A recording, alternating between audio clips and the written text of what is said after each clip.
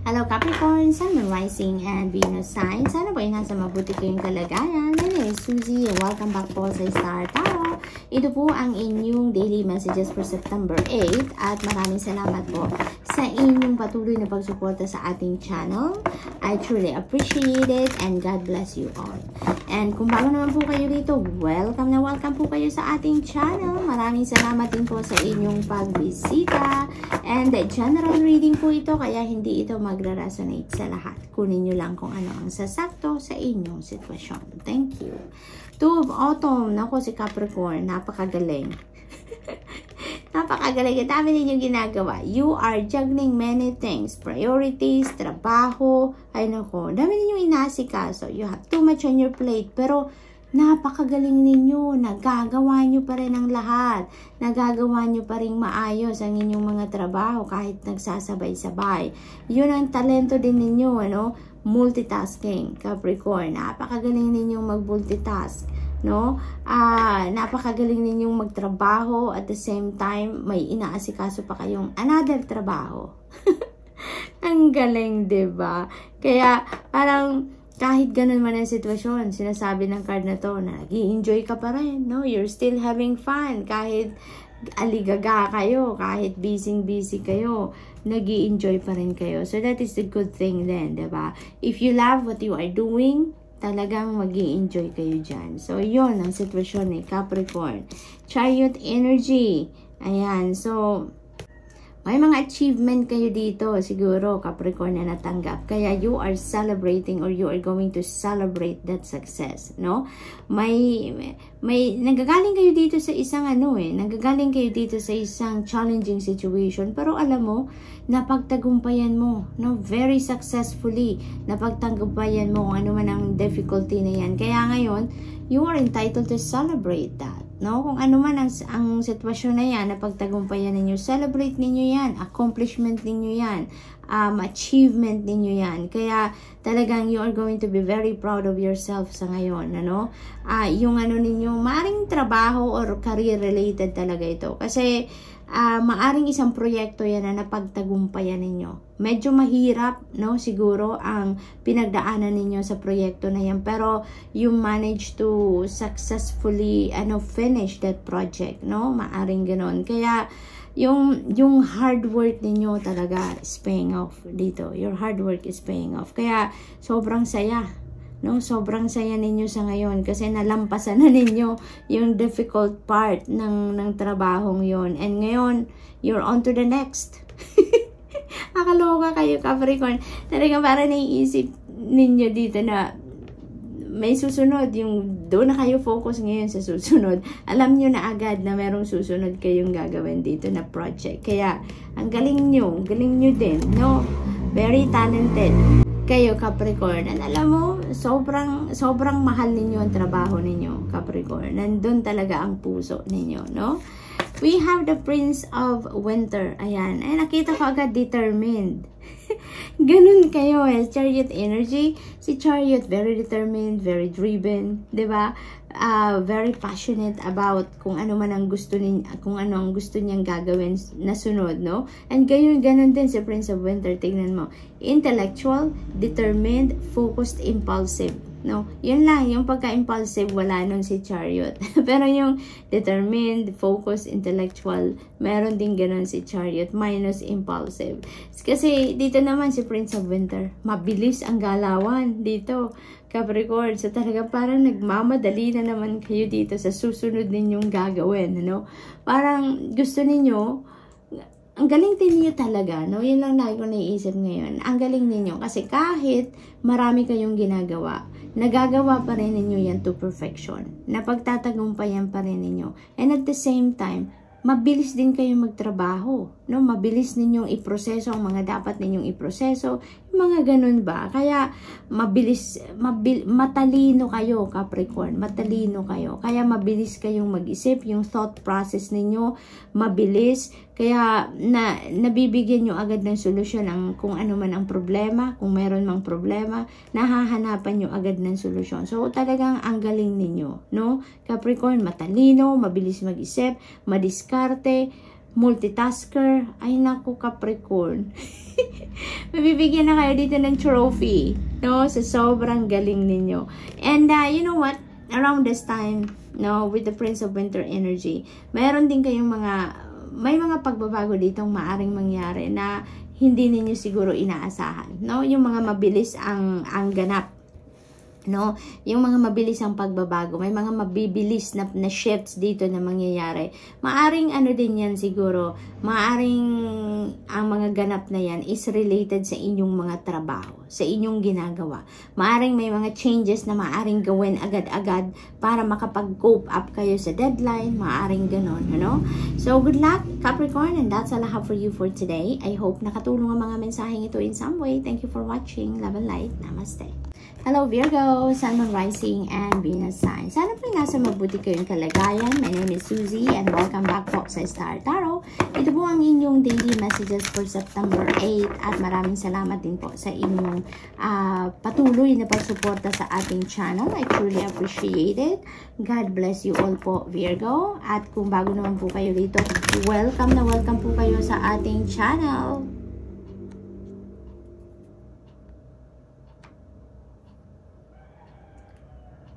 And maraming salamat din po sa inyong pagbisita dito. And general reading po ito, kaya hindi ito magra-resonate sa lahat. Thank you.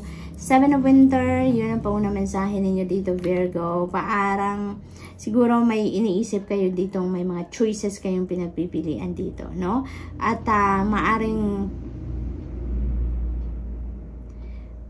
malabo sa inyong sitwasyon, hindi pa kayo nakakapamili kasi maaaring hindi pa ninyo nakikita talaga ang truth or ang heart ng situation. Kaya dito sa mga choices na nasa inyong harapan, hindi ninyo mapili pa or hindi pa kayo makapamili ng kung ano ang inyong gagawin or kung ano ang choice na kukunin ninyo. It's because, you know, hindi pa malinaw sa inyo ang sitwasyon. No, maaari din na ang iba sa inyo is going to run away from the truth, no? Maaring may mga katotohanan dito, may mga impormasyon kayong maririnig dito na maaring mind-blowing ang epekto sa inyo, Virgo, no? Maaring hindi ninyo sukat akalain, no? Yon, thank you Spirit. Maaring hindi ninyo matanggap ng mabilis hindi niyo matanggap agad ang katotohanan na to or ang balitang ito na maririnig ninyo. It's because siguro in denial kayo. Hindi ninyo matanggap ang katotohanan na yan. Kaya maaaring dinideny ninyo muna sa sarili ninyo yan, no? So may ganong sitwasyon. What else? We have unity.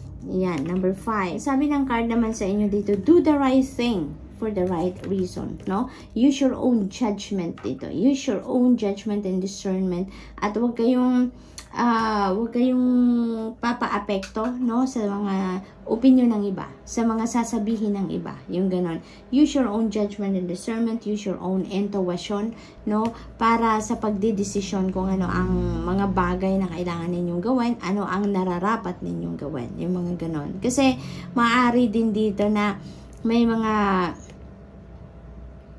bagay kayong kailangang timbangin dito, 'di ba? Titimbangin ninyo pros and cons, advantages and disadvantages, yung mga ganon. So, gawin ninyong yung pagbasehan ninyo ng desisyon na to is yung sarili ninyong judgment, no? Yun yung akin napipick up dito, na wag ninyong hayaan na mas makalamang or mas malamang ang pag-consider ninyo doon sa mga advice ng ibang tao sa inyo. Use your own judgment. Yun, Virgo. Kasi your soul knows, no? Your soul knows what is best for you. Okay? Kaya pakinggan ninyo ang bulong ng sarili ninyo. Okay? We have the 5 of summer. Ayan. So, Virgo, tulad ng sinabi ko kanina dito sa Unity card, na wag kayong masyadong magpapa-apekto or wag kayong makikinig as much as possible doon sa mga sabi-sabi ng ibang tao. Because you never know kung gaano ka-sincere ang mga sinasabi sa iyo ng mga tao. You never know kung talagang mapagkakatiwalaan mo ang mga yan. Kasi who knows, diba? They're just trying to influence you dito, Virgo. Kaya, yung sarili mong pakikinggan mo, yung intuition mong pakinggan mo, because that is a direct message from the divine, no? Yun ang gabay sa inyo, yun ang mas maiging pakinggan ninyo, kung ano yung inner voice ninyo, yung intuition ninyo, okay? Para maalis mo yung sarili mo doon sa influence, no? Kasi you never know, baka negative influence ang maibigay ng ibang tao sa isip ninyo, 'di ba? Maring ma-advisean kayo ng hindi naman talaga 'yon ang mas makakabuti para sa inyo, 'di ba?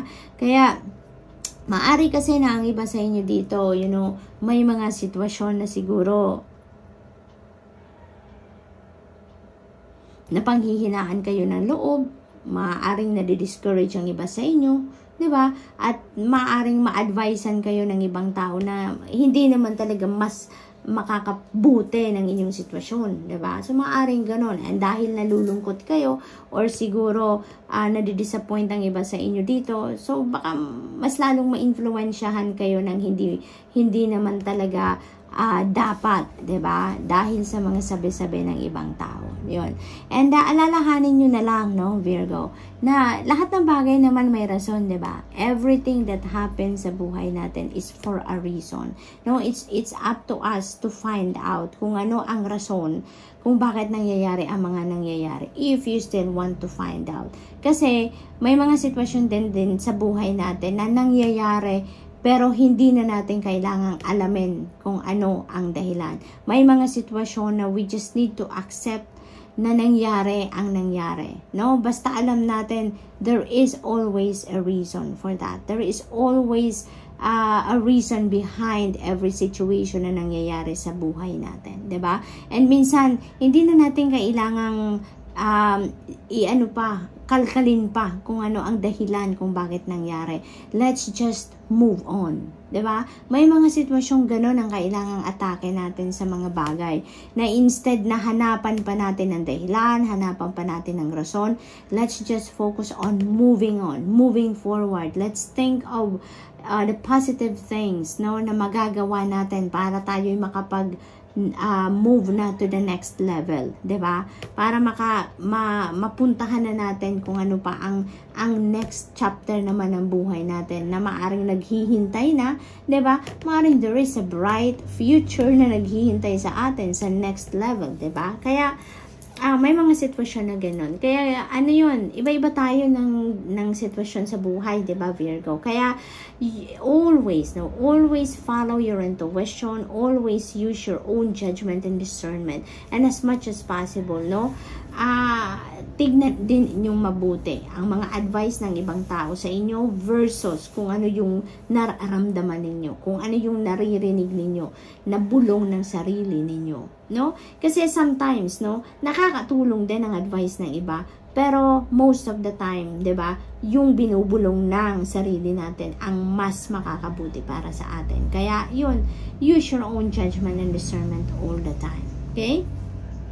So Virgo, that's all I have for you for today. I hope nakatulong mga mensaheng ito in some way. Thank you for watching. Love and light. Namaste. Hello Taurus, Sun, Moon, Rising, and Venus sign. Sana po ay nasa mabuti kayong kalagayan. My name is Susie and welcome back po sa Star Tarot. Ito po ang inyong daily messages for September 8 at maraming salamat po sa inyong suporta sa ating channel. I truly appreciate it at God bless you all, Taurus. Kung bago naman po kayo rito, welcome po kayo sa ating channel at maraming salamat po sa inyong pagbisita. Thank you. General reading po ito ha, kaya hindi ito magre-resonate sa lahat. Wow, Taurus, bongga. We have the sun energy. Ayan. So, talagang lahat ng magagandang maaaring mangyari ay maaaring mangyari sa buhay ninyo sa ngayon. This is full of surprises, no? Na energy na to, napakadaming magagandang pangyayari ang mangyayari dito. Blessings, uulan ng blessings sa buhay ninyo. Kaya talagang marami kayong ipagpapasalamat dito. You are going to be very grateful sa mga pangyayari sa buhay ninyo dito, Taurus, around this time. Ang daming magagandang ganap dito, no? Very positive very positive and optimistic ang energy na to. Very uplifting, kaya magiging masaya kayo, magiging excited kayo, marami kayong dapat ipagpasalamat, may mga successes dito na bubulaga sa buhay ninyo. Kung meron man kayong mga problema, magkakaroon na yan ng solusyon, mahahanapan nyo yan ng solusyon, no? Ang mga plano ninyo are just going to fall into its place, kaya magiging successful, no? Magiging successful lang kung ano man yan. Napakaganda, napakaganda. So what else, Taurus? We have 3 of Autumn, beginning of success. Talaga naman, ang swerte ninyo sa araw na ito, no? Swerte kayo sa pera, swerte kayo, because this is also yung sun energy, this is also prosperity and abundance energy. Kaya maswerte kayo sa pera, maswerte kayo sa career, maswerte kayo sa trabaho, you know? Kung ano man dito yung yung passion ninyo, yun ang maghahatid sa inyo ng prosperity and abundance and success, no? Kaya napakahalaga ngayon, Taurus, na kung ano yung passion niyo, kung ano yung what you really love to do, doon kayo. Kasi yun talaga, no? Kapag ginagawa ninyo kung ano ang gusto ninyo, mas talaga positibo ang nakikreate niya na energy sa paligid ninyo. Kaya uulanan kayo ng blessings. 'Di ba? Yung parang ganoon. Kasi pag ginagawa ninyo kung ano ang gusto ninyo, kung ano yung nagpapasaya sa inyo, you are feeding your soul. Diba? Pag masaya ang soul ninyo, tumataas ang vibration ninyo, you can create and manifest the things that you want to manifest sa buhay ninyo, no? Yung creation power ninyo ay lumalakas kapag mataas ang vibration ninyo. Kaya napakaganda. You will be blessed with things na talagang maaring yun ang mga pinapangarap ninyo, or yun ang kailangan ninyo talaga sa buhay, yung mga ganon. Kaya this is really beautiful energy, no? This is the beginning of your success, Taurus. Kasi ang pakiramdam ko dito, mag-shift kayo dito ng gagawin eh. No, yung mga ginagawa ninyo sa buhay, maaring pupuntahan na ninyo ngayon kung ano talaga yung passion ninyo. Maaring may shift ng career dito, maaring may shift ng trabaho dito, you know, maaring ganon ang sitwasyon ng iba, no? Yan ang napipick up ko, kasi parang mas sisikapin nyo na ngayon na simulan ninyo kung ano talaga yung mga pangarap ninyong sa buhay, no? Kung ano talaga yung mga gusto ninyong gagawin sa buhay, yun ang maaaring pagtutuunan ninyo ng pansin sa ngayon. We also have Prince of Autumn. Ayan, napakaganda din ito. Kasi maaring merong ano din dito. Maaring meron ding opportunity dito for new trabaho talaga, for new career, for new business opportunity, no? Maaring malalim din, no, ang pag-iisip ng iba sa inyo dito pagdating sa, let's say for example, pagpipili ng trabaho, pagpipili ng bagong business opportunity, no? Yung parang gusto ninyong kalkulado ang gagawin ninyo sa ngayon. Hindi kayo yung magja-jump into a conclusion agad-agad, no? Hindi yung magde-decision kayo agad-agad. Dito, yung parang ang atake ninyo sa buhay is pag-iisipan mabuti, pag-aaralan muna mabuti, maaring magre-research pa kayo dyan, at kalkulado ang bawat galaw ninyo dito, Taurus, no? Sigurista. Ngayon si Taurus, magiging sigurista kayo sa bawat galaw ninyo. Maaring, alam mo, Taurus, siguro yung pagiging sigurista sa bawat galaw ninyo, maaring yan talaga ang isa din sa factor kung bakit kayo magtatagumpay, no? Or yun ang factor siguro kung ba't kayo nagtagumpay na, no, sa mga ibang bagay na ginagawa ninyo. Kaya ano to, talagang bubusisiin ninyo, no, ang bawat detalye ng kung ano man ang papasukin ninyong endeavor, bubusisiin ninyo dito. Gusto ninyong sigurado na tama, no, or nasa tamang direksyon kayo, no? So good luck, Taurus. And that's all I have for you for today. I hope nakatulong ang mga mensaheng ito in some way. Thank you for watching. Love and light. Namaste.